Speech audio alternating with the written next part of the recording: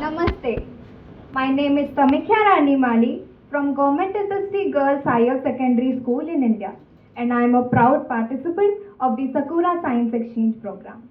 First of all, I would like to express my heartfelt gratitude to the Suchiura Second Senior High School for inviting us here today. It is truly an honor to be welcomed so warmly and to have this opportunity to interact with the Japanese students. Interacting with the students of this school was a wonderful experience.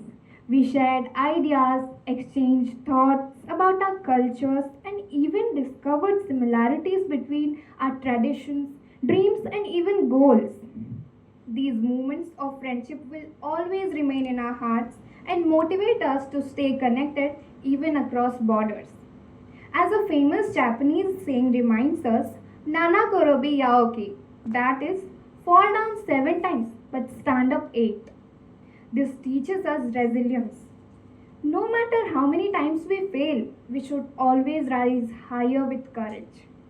This program is not only about science or knowledge, this is also about learning from one another, respecting different cultures, and creating friendships that cross borders.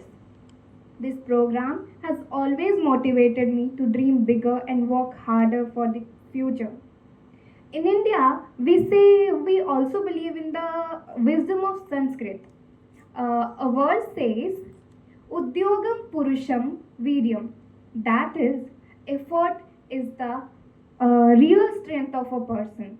This inspires us to work hard with dedication because true success always comes through effort and perseverance. Now, on behalf of all my fellow participants, I would like to sincerely thank the teachers, the staffs, the students of Suchiara Second Senior High School for giving us this wonderful opportunity.